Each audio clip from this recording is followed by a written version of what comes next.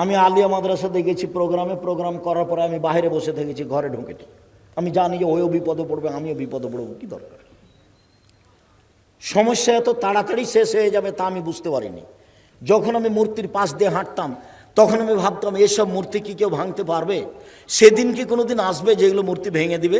তখন আবার শেষে সান্ত্বনা দিতাম এই বলে, আচ্ছা ঠিক আছে, কেউ যদি মূর্তি ভাঙতে না পারে, যেদিন ঈসা আলাইহিস সালাম আসবেন সেদিন মূর্তি ভেঙে দিবেন, সেদিন পৃথিবীতে কোনো মূর্তি থাকবে না। ঈসা আলাইহিস সালাম যেদিন আসবেন সেদিন পৃথিবীতে কোনো উঁচু কবর থাকবে না। ঈসা আলাইহিস সালাম যেদিন আসবেন সেদিন কোনোদিন কোনো শুকুর সোর থাকবে না।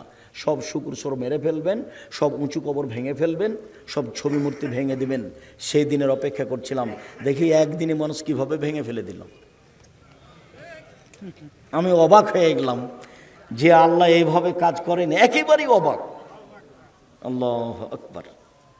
সম্মানিত দিনী ভাই বোন, বলছিলাম আয়েশা রাদিয়াল্লাহু তাআলা আনহা বলেন, আমি আল্লাহকে মানে রাসূলকে মানে আপনি দাঁড়ালেন কেন?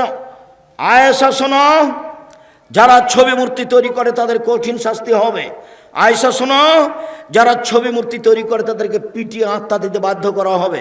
আয়েশা শোনো, যেই ঘরে ছবি মূর্তি কুকুর থাকে সেই ঘরে ফেরেশতা প্রবেশ করেন না, এই জন্য আমি ঢুকছি না। উম্মু সালমা রাদিয়াল্লাহু তাআলা আনহা বলেন, একদা আমি আল্লাহর নবীকে দেখলাম সকালে মুখখান বিবর্ণ হয়ে আছে। উম্মু সালমা বা মাইমুনা বলছেন, আমি বললাম আল্লাহর নবী, ইস্তানকারত হাইয়াতাকা মুনজুল ইয়াউম, সকাল থেকে আপনার মুখখান কেমন কেমন দেখছি। আল্লাহর নবী, সকাল থেকে আপনার মুখখান বিবর্ণ দেখছি, বলেন তো আপনি চিন্তিত কেন? তখন আল্লাহ রাসূল বলছেন, মাইমুনা শোনো, ওয়াদানি জিবরাইল, জিবরাইল আমার সাথে ওয়াদা করেছিলেন গত রাত্রে সাক্ষাৎ করবেন। মাইমুনা শোনো, জিবরাইল আমার সাথে ওয়াদা করেছিলেন গত রাত্রে সাক্ষাৎ করবেন। ফালাম ইয়ালকানি, তিনি আমার সাথে সাক্ষাৎ করলেন না। আমাওয়াল্লাহি মা আখলাফানি, আল্লাহর কসম মাইমুনা, জিন্দেগিতে জিবরাইল আমার সাথে ওয়াদা করে খেলাপ করেননি। আমি খুব চিন্তিত, কোনোদিন জিবরাইল আমার সাথে ওয়াদা করে খেলাপ করেননি। কেন যে তিনি আসলেন না তাই আমি চিন্তিত। তিনি আসার ওয়াদা করে আসলেন না কেন? চিন্তা করতে করতে দিন পার হয়ে গেল।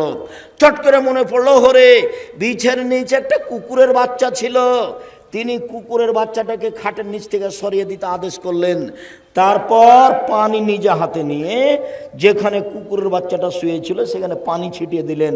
পানি ছিটিয়ে দিতে না দিতে জিবরাইল চলে এসেছেন। হাদিস বুখারী মুসলিম। জিবরাইল বলছেন, আল্লাহ নবী বলছেন, আনতা ওয়াদানি, আপনি আমার সাথে ওয়াদা করেছিলেন গত রাত্রে আপনি আমার সাথে সাক্ষাৎ করবেন। ফালাম তালকানি, আপনি তো আমার সাথে দেখা করলেন না, ঘটনা কি বুঝলাম না। আল্লাহ রাসূল সব বলে ফেললেন। এখন জিবরাইল বলছেন, আজাল, জি হ্যাঁ, আপনার সাথে সাক্ষাতের আমি ওয়াদা করেছিলাম, কিন্তু আমরা ওই ঘরে প্রবেশ করি না যে ঘরে ছবি মূর্তি কুকুর থাকে। আমি এসেছিলাম ঠিক, ফিরে গেছো ঠিক। আমি এসেছিলাম ঠিক, ফিরে গেছো ঠিক। আমি এসেছিলাম ঠিক, আমি ফিরে গেছি, এটাও ঠিক।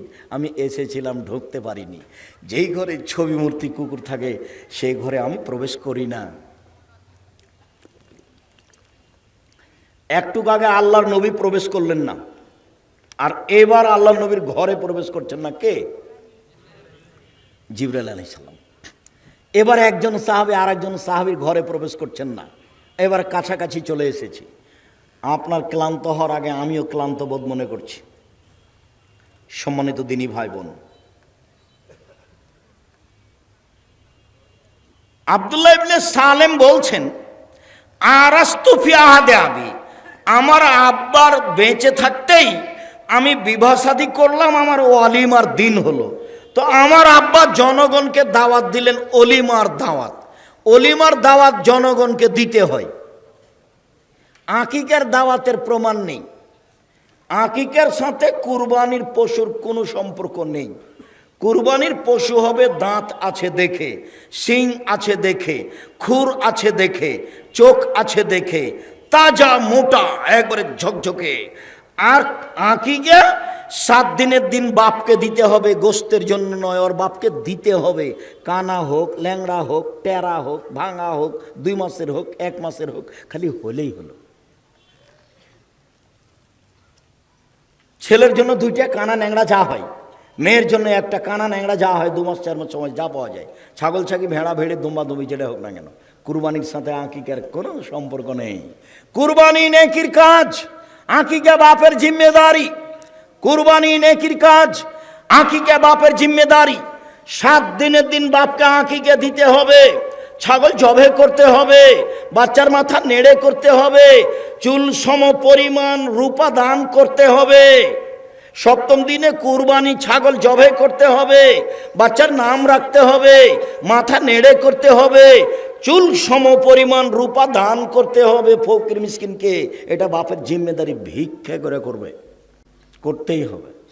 জমিদারি দিয়ে করবে বলে নাই, চাকরি দিয়ে করবে বলে নাই, কর্জ দিয়ে করবে বলে নেই, তো 7 দিন ভিক্ষা করুক, করতেই হবে, ওটা বাপের জিম্মেদারি। 7 দিনের দিন ন্যাংরা খোড়া যাই হোক, কথা বোঝা যায় না? এই যে বলে যাচ্ছি, কোনোদিন এভাবে উল্টে ধরার কোনো সুযোগ নাই, যা বলছি সেটাই। তবে আমি মানুষ। বলছিলাম, সম্মানিত দিনী ভাই বোন, অলিমা আসলেন আবু আইয়ুব আনসারী, আমাদের বাড়িতে ঢুকলেন। বাড়িতে ঢুকে তিনি ঘরের দিকে তাকিয়ে দেখলেন, তখন আমি দাঁড়িয়েছিলাম। অসতেরা বাইতি বিনেজাদে আখজারা, আমাদের ঘর বাড়ি সবুজ চাদর দিয়ে ঢাকা হয়েছিল, আমাদের ঘর বাড়ি সবুজ চাদর দিয়ে ঢাকা হয়েছিল। আবু আইয়ুব আনসারী ঢুকে বললেন, কি ব্যাপার? আনতুম তাস্তরুনাল জোদরা বেনেজাদিন আখজারা, আপনারা সবুজ চাদর দিয়ে বাড়িঘর ঢেকে রেখেছেন। তখন আমার আব্বা বলছেন, লজ্জায় লজ্জায় আমার আব্বা লজ্জা করে বলছেন, আবু আইয়ুব আনসারী কি করি, ইয়াগলেবনা নিসা আলাইনা, মহিলারা আমাদের উপরে জয়ী হয়েছে, টিকতে পারিনি মহিলাদের কাছে। তখন আবু আইয়ুব আনসারী বলছেন, শুনুন, যারা মহিলাদের কাছে পরাজয় হবে আপনাকে আমি তাদের মধ্যে মনে করিনি। আমি আবু আইয়ুব আনসারী বলছি, যারা মহিলাদের কাছে পরাজয় হবে আমি আপনাকে তাদের মতো মনে করিনি। শুনেন, লা আতআমু লাকুম তুআমান, আমি আপনাদের খাদ্য খাবো না। ওলা আদখুলু লাকুম বায়তান, আমি আপনাদের বাড়িতে ঢুকবো না। ফাখারাজা, তারপর বের হয়ে গেলেন। আমাকে আপনি আমার মেয়ের বিবাহতে দিয়ে দেন দেখি, আমি বিবাহ পড়াতে নিয়ে আসেন দেখি কেমনে ছবি উঠে। আমি তো বিবাহ পড়ানোর জন্য গেছি মালয়েশিয়া, আমি বিবাহ পড়ানোর গেছি চট্টগ্রাম, বিমানে মালয়েশিয়া গেছে একটা বিবাহ পড়ানোর জন্য। আমি বিমানে চট্টগ্রাম গেছি বিবাহ পড়ানোর জন্য। আমি যেটা বলবো সেটাই হতে হবে। বৈঠক যতদিন পর্যন্ত এরকম না হবে ততদিন পর্যন্ত তাতে আমি রাজি নই। আমি একটা কথা নকল করি, বিবাহের বৈঠকে, আমার বিবাহের বৈঠকে মোহরের কথা উঠেছে, তখন আমি বলছি মোহর এটা হতে হবে, যেমন আমি বলেছি মোহর এটা হতে হবে। আমার মামা শ্বশুর একবারে লাভ দিয়ে উঠলেন, সোলা গাড়ি লাভ দিয়ে উঠে বলছে, এই বিবাহ উঠিয়ে দাও, এই বিবাহ উঠিয়ে দাও, এই বিবাহ দিতে হবে না। জামাই কথা বলে, এই তো ভালো জামাই নয়, জামাই কথা বলে, এই চিল্লা চিল্লি করে বাড়ির ভিতরে ঢুকলেন। বাড়িতে খুব চিল্লা চিল্লি করলেন। আমার শাশুড়ি তার কথায় কান দিলেন না। আমার শাশুড়ি তার ছেলেরাকে বললেন যে ওকে সুন্দর করে ঠান্ডা করে বুঝাও, নইলে পরিবেশ নষ্ট হবে। তো কি বুঝাবে, একবারে রাগ করে বাড়ি থেকে বের হয়ে চলে গেল, সোলা গাড়ি চলে গেল, বিবাহ বৈঠকেই থাকলেন না। তো মোহর দিব আমি, আর কথা বলবে আর একজন, একই কথা। আবার বলছে যে বরকে এভাবে বসে থাকতে হবে। কেমন করে গো বলো তো, মুখের মধ্যে কেবলামুখী হয়ে ধর্ম পাগল হয়ে গেছে। রংপুর, দিনাজপুর, লালমনিরহাট, নীলফামারী, কুড়িগ্রাম, পঞ্চগড়, ঠাকুরগাঁও, গাইবান্ধা, এইসব জেলাতে উকিল বাপ লাগে। জ্যাঠো হয় উকিল বাপ, তবে সে বাপ হয়ে যায় না। চট্টগ্রামে উকিল বাপ সেদিন থেকে বাপ হয়ে যায়, সেদিন থেকে মেয়ে ওই বাপের বাড়ি বেড়াতে যায়, ওই বাপ এর বাড়ি বেড়াতে আসে। কেন? এটা বাপ। তো যে জন্ম দিল সে কোথায় গেল? ও নাকি বিবাহের দিন থেকে বাদ পড়ে গেছে। কেমন ধর্ম! এই বোনারপাড়ার ওই দিকের এক লোক একদিন খুব আমার উপরে খেপেছিল। সেটা কি, এইভাবে আপনি আমাদেরকে অপমান করে কথা বলেন কেন? আপনি কিভাবে বলতে পারেন যে বিবাহ পড়ায় যিনি কাজী, কাজী সাহেবের ওই খাতাকে টয়লেট পেপার হিসেবে ব্যবহার করতে হবে? আমি বলেছি যে ব্যবহার করতে হবে, করেননি, এটা অন্যায় হয়েছে। আপনি কেন এভাবে কথা বলবেন? আল্লাহর নবী বলেছেন সাক্ষী 2 জন লাগবে। খাতাতে কয়জন দেওয়া আছে? 4 জন দেওয়া আছে। তো যেই খাতাতে নবীকে মানা হয় না, সেই খাতাকে আমি আব্দুর রাজ্জাক বিন ইউসুফ সম্মান করব, এইটা এখনো আমি এত বড় অজ্ঞান হইনি। এটা প্রশ্নই আসে না, এটা অসম্ভব। আমি বিবাহ পড়ার 2 জন সাক্ষী দিয়ে পড়াবো। পক্ষের প্রয়োজন নেই, একটা বিবাহ জায়েজ হওয়ার জন্য 2 জন সাক্ষী লাগে। বাপের দিকের হোক, মায়ের দিকের হোক, ভিন্ন দেশের হোক, মুসলমান হলেই হবে। পক্ষ নেই তো গন্ডগোল বাঁধল, মামলা হয়ে গেল, এদিককার 2 জন ওদিককার 2 জন, চলছে মামলা, পক্ষ নেই। আর উপস্থিত বৈঠকের দিনই ভাই ও বোন, এই মেয়ে তোর শোনো, তুমি উঠে হাঁটছো কোথায়? মেয়ে মানুষ, আমার কথা শেষ হয়েছে। সংসার করতে এসেছে, জীবনে 2টা কাজ করিও না, সংসার সুন্দর হবে। 1, প্রতিবাদ করিও না। প্রতিবাদ কি? হ্যাঁ, আপনি এই কথা বললেন কেন? আপনি আমার মাকে গালি দিলেন কেন? আপনি আমাদের এই জিনিসটাকে এভাবে ফেলে দিলেন কেন? আমার আব্বার দেওয়া জিনিসটাকে এভাবে ফেললেন কেন? এর নাম হলো প্রতিবাদ। প্রতিবাদ করবেন না। প্রতিবাদ যদি করেন তাহলে শয়তান সুযোগ পাবে, খালি আপনাকে বলিয়ে নিবে, এইটা তোমার স্বামী মানেনি, এইটা তোমার স্বামী মানেনি, বলো বলো বলো। খারাপটা শয়তান বলিয়ে নিবে। আর অভিমান করবেন না, অভিমান। তুমি তো আমার বোনের বিবাহ নিয়ে গেলে না, অভিমান। তুমি তো মেলাতে নিয়ে গেলে না, অভিমান। তুমি তো আমাকে একদিন ঢাকা নিয়ে গেলে না, অভিমান। যদি অভিমান করেন তখন শয়তান আপনাকে বলিয়ে নিবে, তোমার স্বামী যে তোমার একটা কথা মানে না। তখন আপনি দেখবেন ঠিকই তো, তখন আপনি বলবেন তুমি তো আমার কোনো কথাই মানো না। অভিমান আর প্রতিবাদ করবেন না, সংসার সুযোগ পাবে না। খালি বলবেন আমি গোবিন্দগঞ্জের গ্রামের মেয়ে, লবণ ভাতে খুশি, যাহাই দিবেন তাহাই মেনে নিব, আমার পক্ষ থেকে কোনো প্রকার আপত্তি থাকিবে না। কাপড় মোটা হোক চিকন হোক আমি হাত লাগিয়ে দেখব না। আপনি এনেছেন আমার জন্য ভালো, মোটা হলেও ভালো, চিকন হলেও ভালো। আপনি বাজার থেকে বেগুন কিনে নিয়ে এসেছেন, ভালো হলো ভালো, মন্দ হলো ভালো, আমি এটা ছিটিয়ে ফেলে দিয়ে আরেকটা আনতে বলবো না। আপনার কাছে যেটা ভালো আমার কাছে সেটাই ভালো। আমি গ্রামের মেয়ে, লবণ ভাতে খুশি, আমার কোনো প্রকার আপত্তি থাকিবে না। তখন শয়তান আর সুযোগ পাবে না। শয়তান তখন বলবে তাহলে থাকো তোমরা, আমি গেলাম। আর আপনাকে বলছি আপনি অভিমান করবেন না আর প্রতিবাদ করবেন না। হ্যাঁ, তুমি আমার মাকে এভাবে বললে, কি পেয়েছো তুমি? হ্যাঁ, তুমি আমার মাকে গালি দিলে কেন? তুমি আমার মাকে চোখ দেখালে কেন?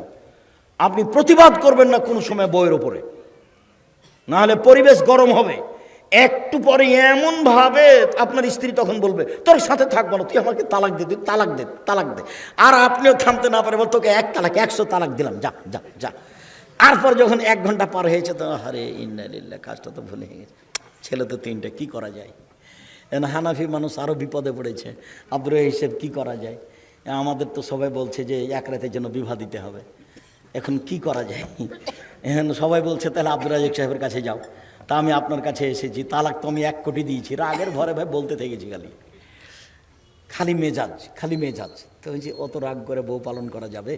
যাক, যা বলেছেন বলেছেন, বউ 1 তালাক হয়েছে। বউ নিয়ে আসেন, সংসার করেন। কেউ কিছু বললে বলবেন আব্দুর রাজ্জাক বিন ইউসুফ বলেছেন, বাস।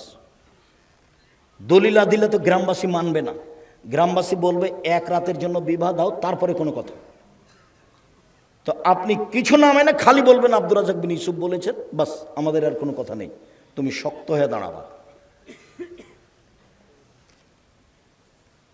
খবরদার, স্ত্রীকে কখনো গালি দিবেন না, প্রতিবাদে যাবেন না, অভিমান করবেন না।